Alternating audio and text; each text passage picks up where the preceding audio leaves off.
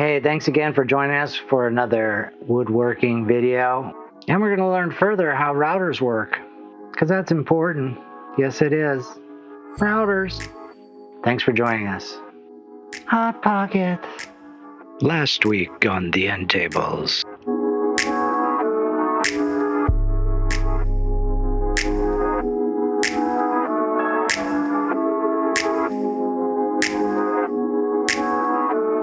Okay, welcome back. My name is Brian, and we're getting back at the end tables, which seems like it's kind of funny. I realized that we're making mid-century furniture, and it feels like we're a quarter the way through the century making these things. But basically, we're back at it. The little math there is basically I'm measuring the table depth, the depth I need to go in the cut, as well as the depth of the bearing there. So what you do is set it flush, and then set it at 0, and then we'll set the plunge depth and then plunge it in and lock it in. I did have somebody on a last video ask the question, thought I was plunging my cuts in, and no, I'm setting it to a fixed depth. And so, but we got a problem, Houston. It's not going to the stop. It's not hitting the stop. I don't know if you can see it at that angle. But what I deducted was that I'll have to take the bit out here. And it sits in a jacket, so to speak, which is basically a reducer. This can take 1/2 inch or 1/4 inch router bits, as you'll see here. So the little sleeve fits around the 1/4 inch to lock it in.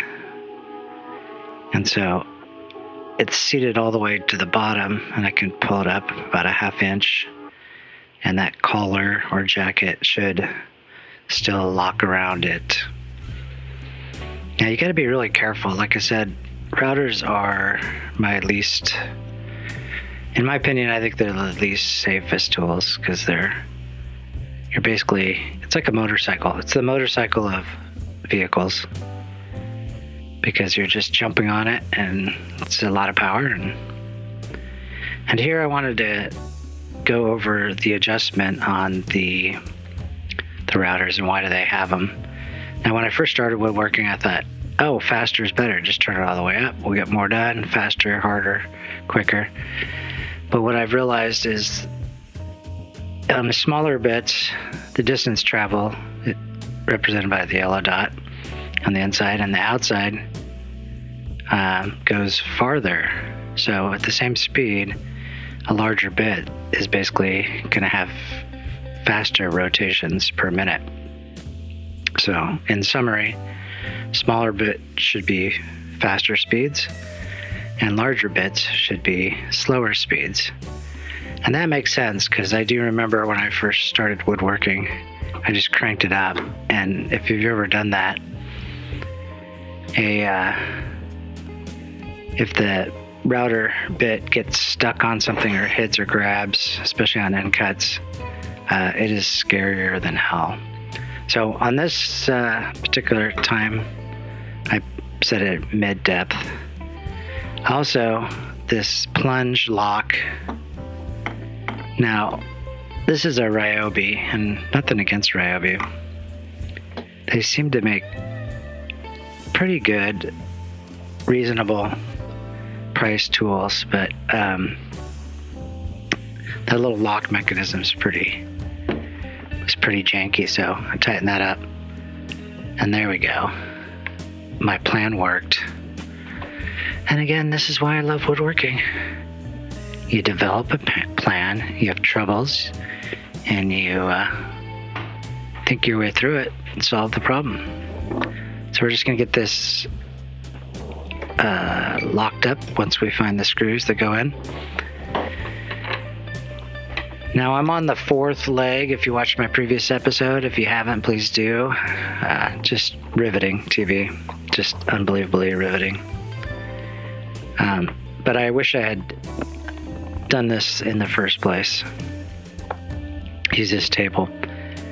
Now this table has drawbacks as well, which I'll show you. But this is kind of a cool little shot. I was just making sure that the bearing is just inches above, just a hair above the bottom of the table. And there it is.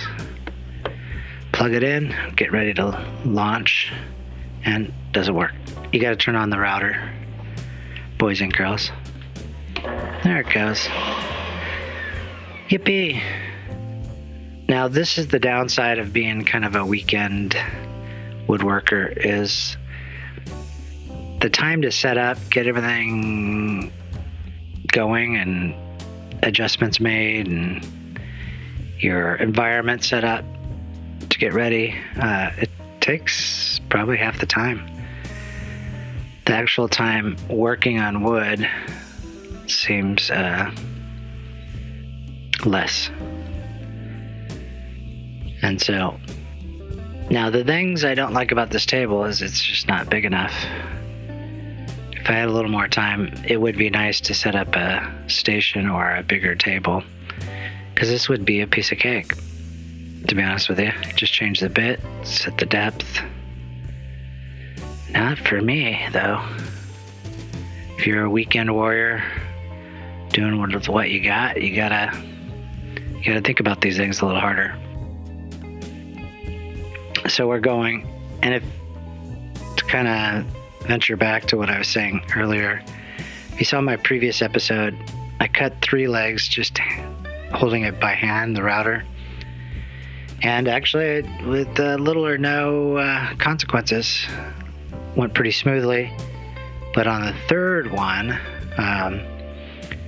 the bit just randomly started catching, and a big part of that is the depth or the thickness, or another way of saying is how close I got to my little outline. I had a little boo-boo. It kind of hurt, but actually my nail kind of saved me. And so, on that one. But anyways, you really need to get close to the line. And if it's relatively far out, let's say 1/4 inch, that starts getting into no man's land. And kind of on my previous diagram, if you don't have the speed set up right, or it's going too fast, and it catches, it just goes. It just digs in before you know it. It's too late, and you've miscut it. Now, with a table like this, it's less likely to bounce on you or get away from you. So, I don't know what I'm really saying with all that. It's just more of an educational kind of don't do as I do, do as I say kind of thing. But that's how we learn. So, first I started with trying to think how I would say this, a bottom bearing bit, trim bit, and now this is a top bearing. So I came in from one side, made a cut with the bottom bearing trim bit, and then that cut I made actually will be the guide for this top bearing router trim bit. Now, if I feel like I'm slow speaking, I think it's because I am slow speaking. In fact, sometimes I wonder if I had a stroke. Who knows?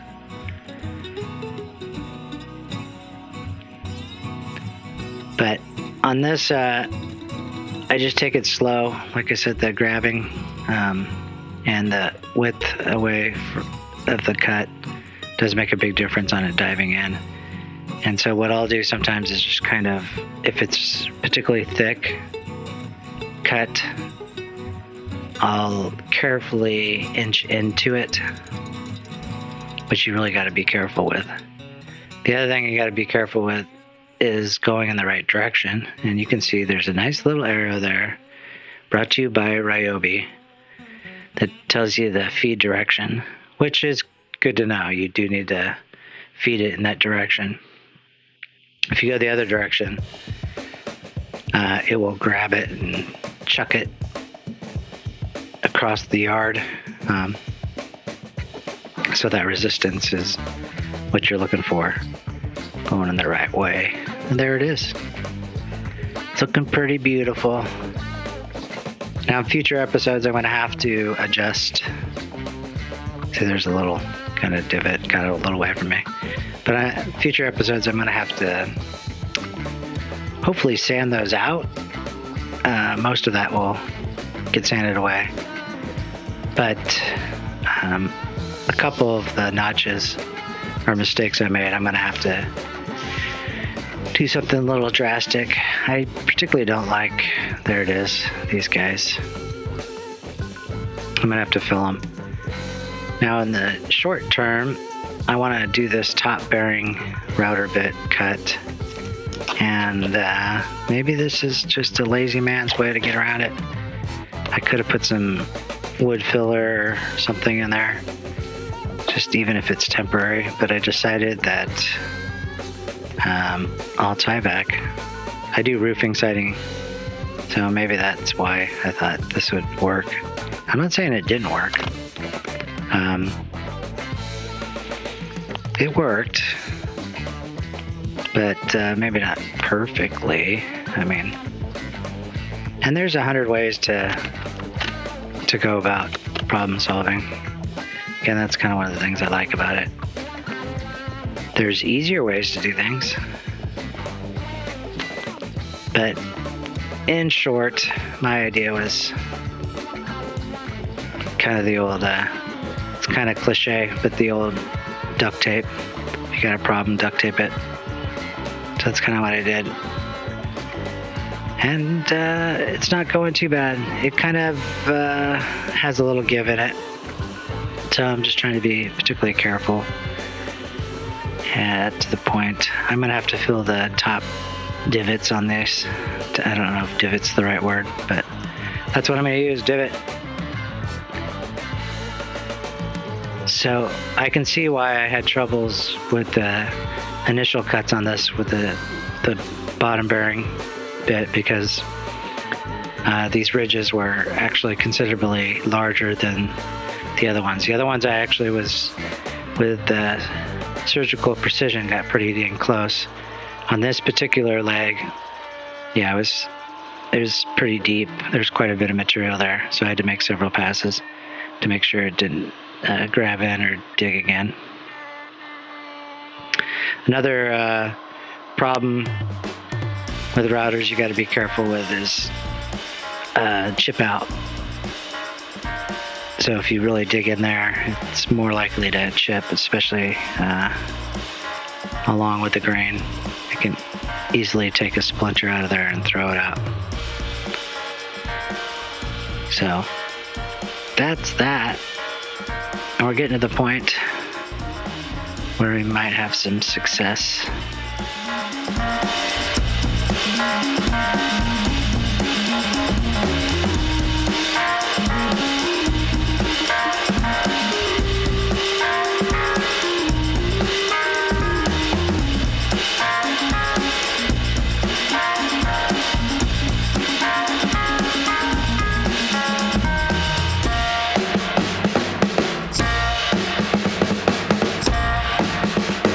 All right, there we go. Not bad. Pretty happy. It's nice to see these things start coming together. And this is quite a process to do this. I'm calling it mid-century modern style furniture. And my garage is now a mess.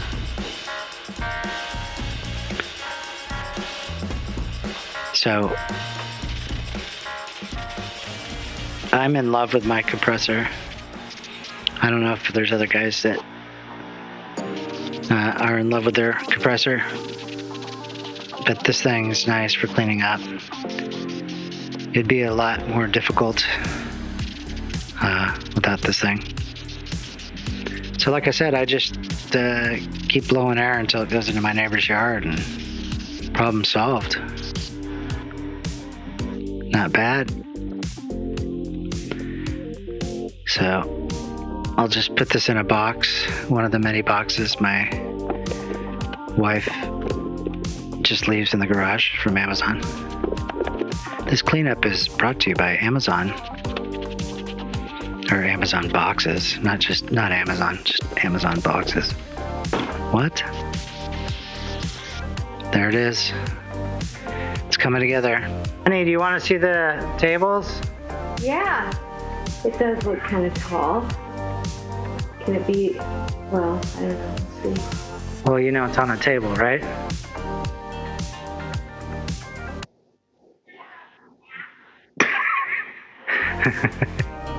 Well, let me put it on the ground. Let's see what it looks like. Oh, okay. It's on the table. There, yeah. Yeah, it looks good, I think. Of course, we got a lot of work to do. I don't know, maybe I'll just screw it together like this.